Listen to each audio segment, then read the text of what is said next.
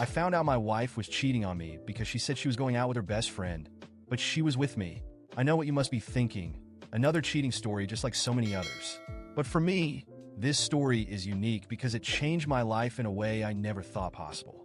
Before diving into what happened, I need to explain what my marriage to Clara was like and why. In my mind, what I was doing was justifiable while what she did was unforgivable.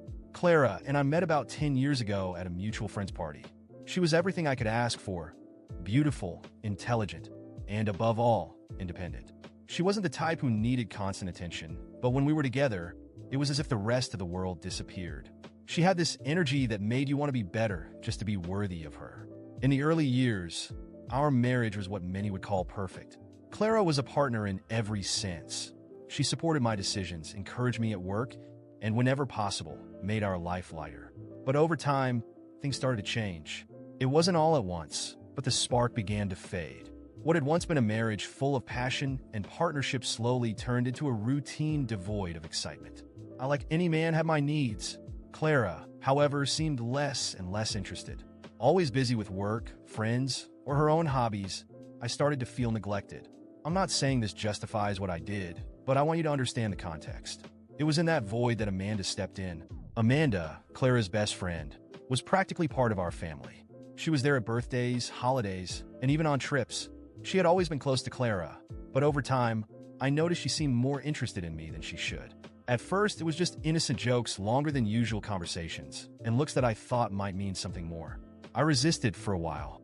When I finally gave in, it was like a weight had been lifted off my shoulders. Amanda made me feel desired again. She was young, fun, and full of energy. And honestly, I believed I was just fulfilling my masculine needs. In my mind, I wasn't truly cheating on Clara because I still loved her. It was purely physical, something I thought men needed, and something she would never understand. But I was certain Clara would never do something like that. She had always been so ethical, so proper. I believed that as long as I kept things under control, no one would get hurt. But I underestimated people's ability to keep secrets.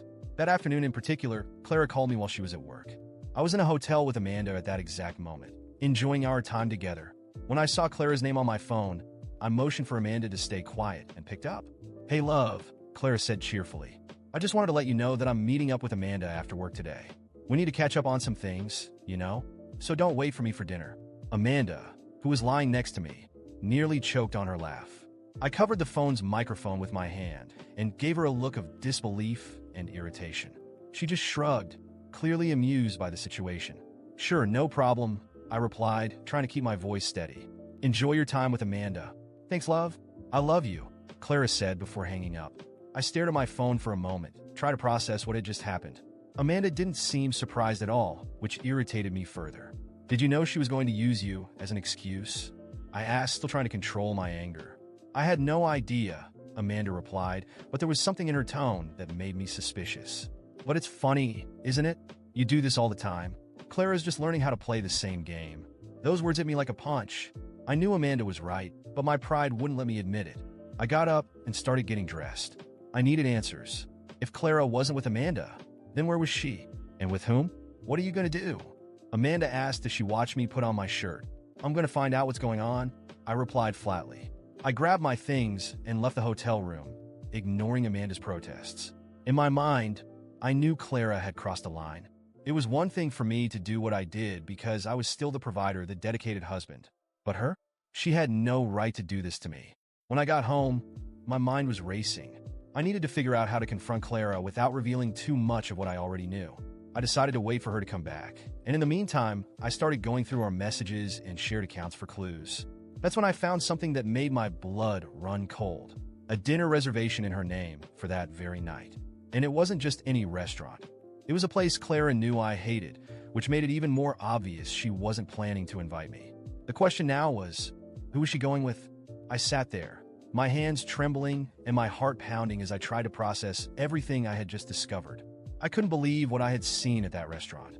Clara, my wife, the woman I had built a life with, was sitting with another man, laughing and acting in a way that left no doubt.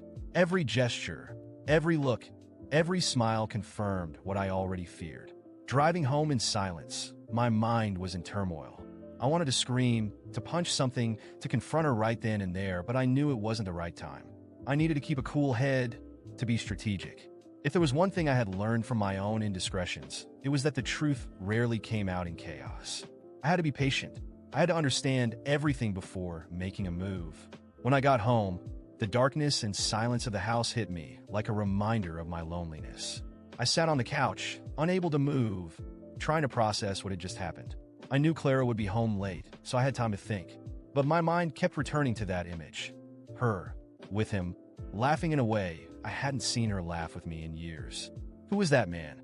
I recognized him, not up close, but enough to know he was someone from her work. Clara had mentioned his name a few times in passing, always casually. Daniel is leading the new project, or Daniel suggested this spot for the meeting. I had never thought of him as a threat, but now everything clicked. The late work nights, the last-minute meetings, the networking events. It was him. It had always been him. I decided to investigate. I couldn't rely on what I had just seen. I pulled out my phone and started searching social media. It didn't take long to find his profile. Daniel Martinez. His profile picture showed a confident man, smiling, with the air of someone who knew exactly what he wanted and how to get it. I scrolled through his posts, his comments, trying to find something that would confirm what I already knew deep down. And there it was. Photos from work events, posts with colleagues, and in several of them, there was Clara. In one, they were sitting next to each other, their bodies leaning in a way that seemed far too intimate.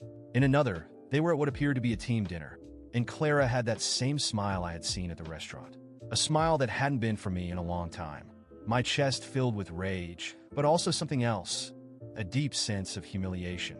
How had it come to this? How had I let things fall apart so completely? I had always thought that, while I had my moments, Clara was above all that. But now I saw she wasn't. She had secrets too, and the worst part was that she had been so good at hiding them that I hadn't noticed until now. As I scrolled further, my phone buzzed. It was a message from Clara. Love, the night's running a little long. I might be later than I expected. Don't wait up. Love you. I read those words and let out a bitter laugh. The audacity, the ease with which she lied to me, was almost admirable. I took a deep breath and replied something brief, trying not to reveal anything I was feeling. That's fine, love. Enjoy your night. I turned off my phone and closed my eyes, trying to calm myself. I needed a plan. I couldn't just confront her without more proof. I needed to be sure to know every detail. If I was going to face her, I wanted her to have no way out, no chance to deny it. And most of all, I wanted her to feel what I was feeling at that moment. Hours passed, and finally, I heard the sound of the key in the door. Clara walked in, looking tired but content, as if she'd had a perfect evening. She looked at me and smiled. "Hi, love," she said as she placed her bag on the table. "The night was amazing. Amanda says hi." I looked at her, trying to keep my expression neutral. Every word she said was like a knife, but I smiled back and nodded. "Glad you had fun," I replied, my voice as calm as I could manage. She walked over and gave me a kiss on the cheek before heading upstairs. I stayed on the couch, staring into the void. As much as I wanted to scream at her, to demand answers, I knew it wasn't the right time. Not yet. That night, I didn't sleep. My mind kept working, connecting the dots, remembering all the times Clara had come home late, all the excuses I had accepted without question. The rage inside me grew, but so did something else, determination. I was going to find out everything, every lie, every detail, every moment she had hidden from me. And when I was ready, Clara would know exactly what I knew. For now, I would play the role of the clueless husband, as if nothing had changed. But inside, something was already broken, something that could never be repaired. This wasn't over. Not for me, and not for her. And deep down, Clara had no idea what was coming. That sleepless night, my mind was in turmoil. The weight of what I had discovered about Clara consumed me, but I knew I needed to vent. Amanda seemed like the only person who could listen to me at that moment. Despite all the confusion, she was the only one who truly knew what was happening, even if only partially. The next afternoon, I sent Amanda a message. "I need to see you. It's urgent." She replied almost immediately. "The usual hotel?" I knew she thought it would just be another one of our meetings, but for me, it was more than that. I needed answers. When I arrived at the hotel, Amanda was already there, waiting for me with that confident smile she always had. She looked stunning, as always, but my mind was elsewhere, caught in thoughts about Clara. "You look tense," Amanda said as she stood to greet me. "I am," I replied, my voice dry. "A lot is going on. Amanda raised an eyebrow and smiled provocatively, stepping closer. Maybe I can help you relax, she said with a suggestive tone. I held her by the shoulders, stopping her from going further. She looked surprised, but I knew I needed to clear things up before doing anything else. Clara is cheating on me, I said bluntly. Amanda stepped back, her surprise turning into a mix of disbelief and irony. You've got to be kidding me, right? She asked, letting out a slight laugh. I saw it with my own eyes. I continued, ignoring her tone. She was at a restaurant with a coworker. They were holding hands, laughing, as if nothing else in the world mattered. Amanda looked at me for a moment and then laughed sarcastically. Lucas, do you hear yourself? You're literally here with me, cheating on your wife, and you're mad because she did the same? It's different, I retorted firmly. I'm a man. I have needs. This means nothing to me. But her? She was supposed to be faithful. She destroyed our marriage. Amanda laughed again, but this time she seemed unwilling to argue. Lucas, you're a lost cause. But you know what? I won't argue. If you need to unload your frustration, I'm here. She stepped forward and pulled me close, kissing me. For a moment, I hesitated, but soon I gave in. There was no point resisting.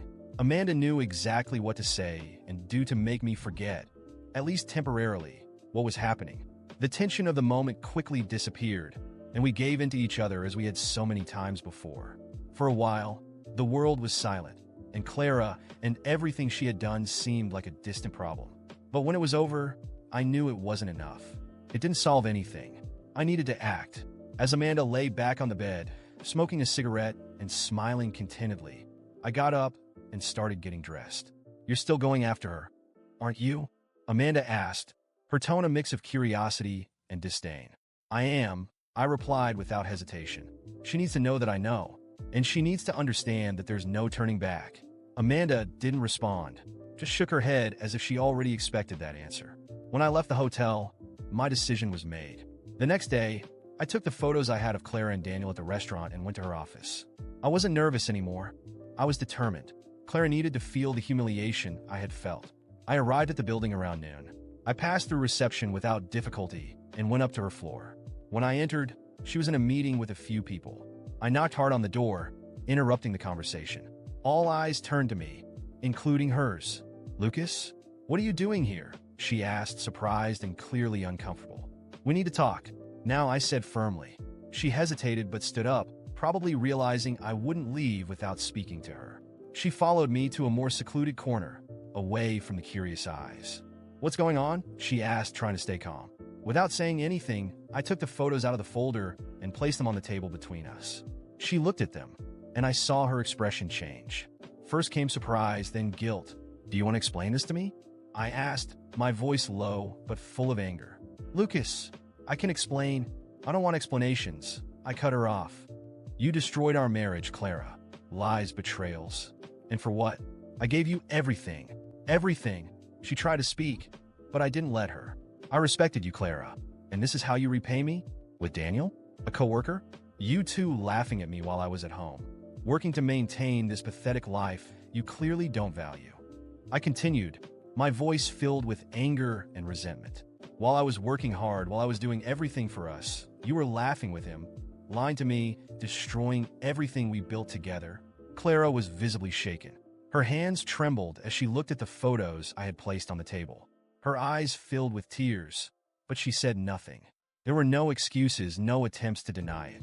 Just the silence of someone who knew they were completely exposed. Is this what you wanted, Clara? I went on, my voice growing firmer. Did you want to throw away everything we had? For some random guy from work? What does he give you that I don't? Fun? Attention? What, Clara? Lucas, please, she finally managed to say, her voice weak and trembling. Please what? I retorted, cutting her off. You had the chance to be honest, Clara.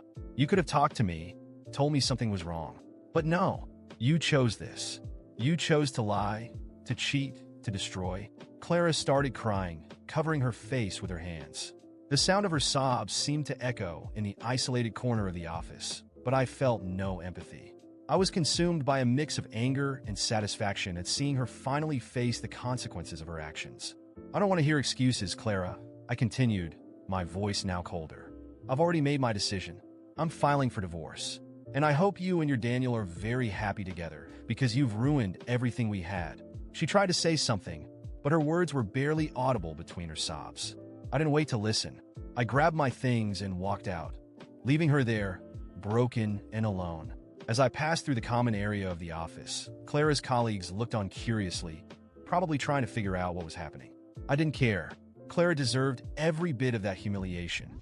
I went home with a sense of relief, as if I had finally shed a weight that had been crushing me. But at the same time, there was an emptiness. Even with all my anger, even knowing I was right to confront her, there was no complete satisfaction. Something in me knew the situation was more complicated than I wanted to admit. Later that night, Amanda texted me, "Can we meet tomorrow? We need to talk." I agreed. I knew she had probably already heard about the confrontation with Clara. Their worlds were too intertwined for something like this to go unnoticed. The next day, I met Amanda at the same hotel as always. She seemed tense, unlike her usual self. She sat on the edge of the bed, crossing her arms, as if preparing for something difficult. Clara came to see me, she said, getting straight to the point. My expression hardened. What did she say? "She's devastated, Lucas," Amanda replied, her voice softer than I expected. She told me what happened at work, about the photos, about the divorce. "She doesn't know I'm involved with you, of course, but she's completely broken." I rolled my eyes, unable to stop myself. "She destroyed our marriage, Amanda. She deserved this. What else did you expect me to do? Stay silent and let her keep laughing behind my back?" Amanda sighed, as if battling something within herself. Finally, she spoke. "I'm not going to argue whether she deserved it or not, but Clara is my best friend, Lucas. She came to me to vent, and I felt horrible because I know I'm betraying her too. This isn't right." My anger began to rise again. "Amanda, I've already told you, this is different. Clara chose to cheat. She lied to me. We both know this has nothing to do with what's happening between us." "Lucas," Amanda said, interrupting me. "I'm not saying she's right, but I can't continue this right now. Not while Clara is suffering so much. I need some time." "Time?" I repeated, incredulous. "Amanda, are you seriously ending this because of her? After everything she did?" "Yes," Amanda replied firmly. "Because in the end, Clara is my friend. And even if she was wrong, I'm wrong too. We both are." I stayed silent, trying to absorb her words. Part of me wanted to argue, to convince her that what we had was different, that Clara was the real culprit. But deep down, I knew Amanda had made up her mind. "Fine," I finally said, standing up. "If that's what you want, so be it. But no, this doesn't change anything. Clara ruined the marriage, not me. I don't regret what I did." Amanda didn't respond, just looked at me with a mix of sadness and resignation. I left the hotel, once again alone, but now with the feeling that something else had broken. As I walked down the street, one thing was clear. I was right. Clara had crossed a line that could never be undone. And even if Amanda had decided to step away, I knew that deep down, everything that had happened was Clara's fault. At least, that's what I told myself.